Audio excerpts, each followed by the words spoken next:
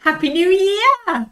Oh my gosh. Well, at least I've seen some of you since New Year, but I definitely haven't seen all of you. So, hi. I hope you had the best time. The light's really dodgy. Oh, Jason, she can't see me where I'm supposed to be yet, so hang on. Let me go check where I am. Yeah, I hope you had the best New Year. Our kids have gone back to school today, so we're back on our first day at work, and it's so exciting. If you saw me over Christmas, I've got so many notes. I've got so many things that I'm implementing this year. So straight after this, I will be talking Jade through them all. Can't wait, can you, Jade? No. I don't know if she really means that. So yeah, it's been brilliant.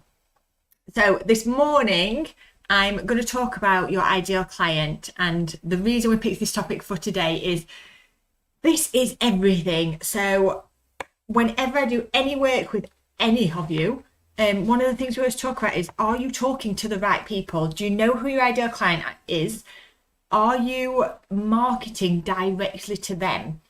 And what I see with ideal client all the time is this lecturing thing. What word do I want? Just this idea that you have to make a persona of a client. So you have to talk to, I don't know, Gemma, age 48, who wears Dior and goes on holiday 4 times a year. It's like you have to narrow down your clients to know every single thing about them, their shoe size, what car they drive. Like, what a load of bollocks. Like that, the idea that we're all clumped together by our almost physical characteristics rather than what it is that they all have in common that is a problem you can solve. So when I talk about my ideal client, I am talking to women, often with families, often with young families, who are spinning loads of plates, who are trying to look after other people as well as themselves, who are building a business without much business knowledge.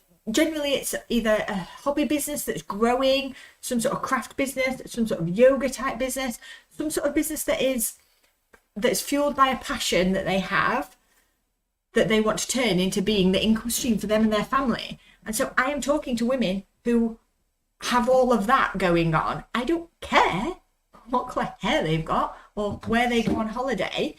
I look for the commonalities around the problems that I solve. So I'm looking for people who are time poor. So I know that I can give short, quick fixes that will help and strategies to implement. I look for people who are disorganised, who procrastinate, who don't have the tech knowledge to do a lot of the stuff. I can support with so much tech knowledge. So my ideal clients are all based around that kind of thing. Often they're suffering with massive imposter syndrome, and their friends and family don't really get what they're doing or don't get how it can be a business. They don't know other business people to support them along the way. So when I talk about ideal clients, that is what I'm looking for in the people that I work with. And that is so far apart from doing this avatar of this one single person that I can help. And the other bit to remember with ideal clients is the absolute fact that you can have more than one.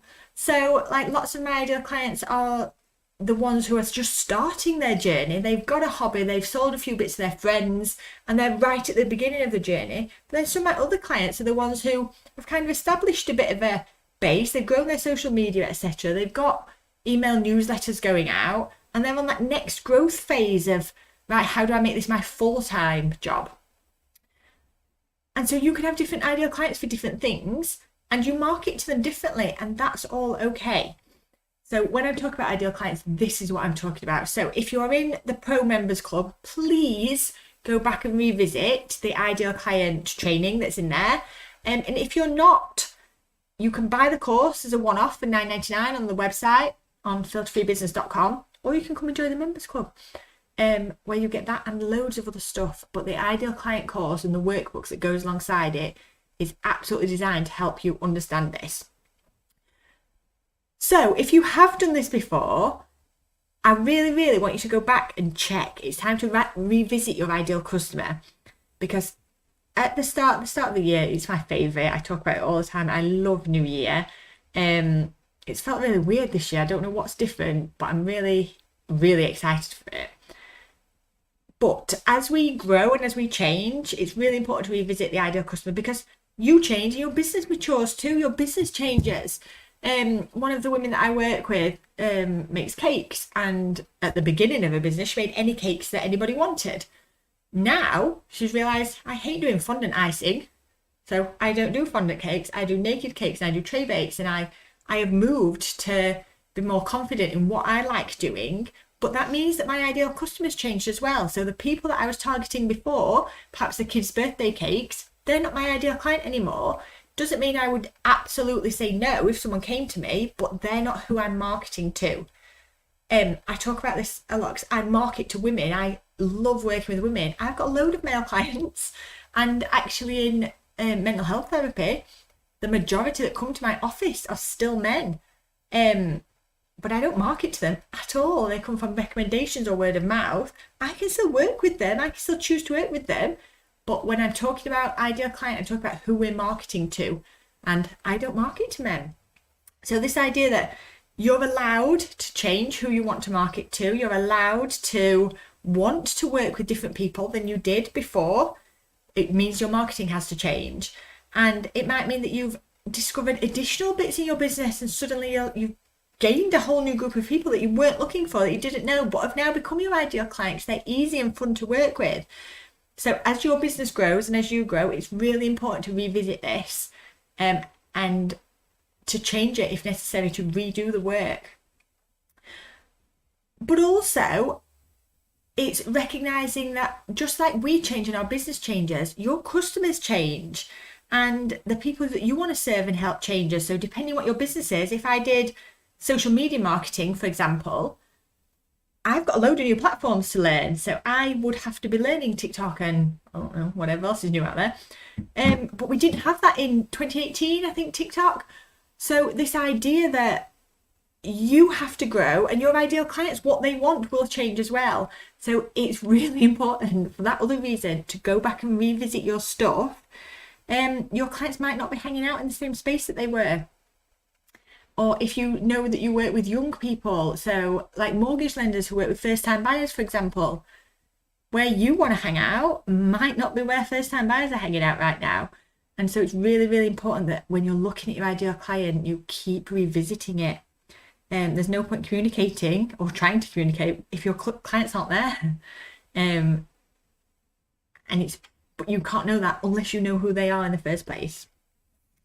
And then sort of finally, the more you work with a certain group of people, the more easy it is to recognize them, and you begin to learn about them and understand like their inner workings. And if you can do this and update your messaging with this, that's where you get your marketing nailed.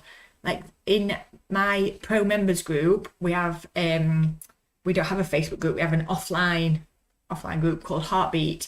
And we hang out in there, but sometimes someone can say something in there and I immediately know what it is that I need to say to them to sort it out. And it might not even be recommending they do a course or something, it's just shifting a mindset or whatever. But if I can kind of bottle that and know exactly, I know what they need at that point, and I can put that out in marketing, it shifts everything.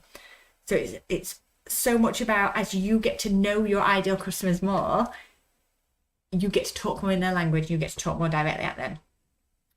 So once you've done the ideal client module, please do it again, like yearly, if not more, and really keep getting at, am I working with the people that I want to work with?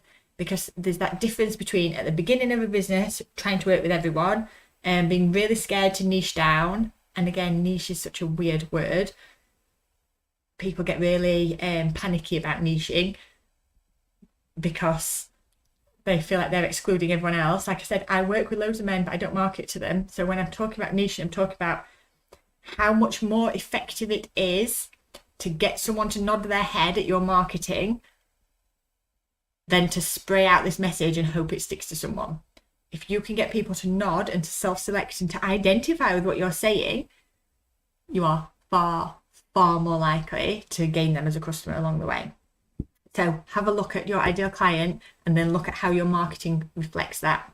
Okay? So, nice short one this morning. If you need any details about the course, if you can't find it in Pro, it's literally the first module in Pro Members Club, so it's right there on your dashboard. If you've got any questions when you do it, like, just shout, as always. The course alone as a standalone is available on the website, like I said. So, that's that. I'm going now to fill Jade in on all my plans. You should see my Trello board. I have the most beautiful Trello board for this year. I can literally feel Jade's panic arising right now. So we've got loads to get done today. So if I don't see you, I'm back next week. Am I at my normal time? Hang on. No, it's strategy day. Oh, no, it's not. I'm not back next week. Next week is strategy day. Oh, gosh. So I am spending the day in a room with 10. I think there's 10 of us. And there's still 2 places, technically. Like, I do go up to 12. 10's perfectly fine. To come and spend the whole day working on your business plan for the next quarter, for the next 3 months. So I'm not back next week. Oh my gosh, that's come around fast. If you're a Pro member, I will see you next Thursday for quarterly planning. Otherwise, it's 2 weeks today and it's not till 2 o'clock. So we've also got a monthly meetup in the morning. So I've got loads of like face-to-face stuff going on. All right, ladies. So let's make this a really, really good start to the new year. Get yourself organised. Know what you want to achieve this year. If you want to talk about your plans and stuff with me, I'm here. All right. Have a good one. I'll talk to you soon.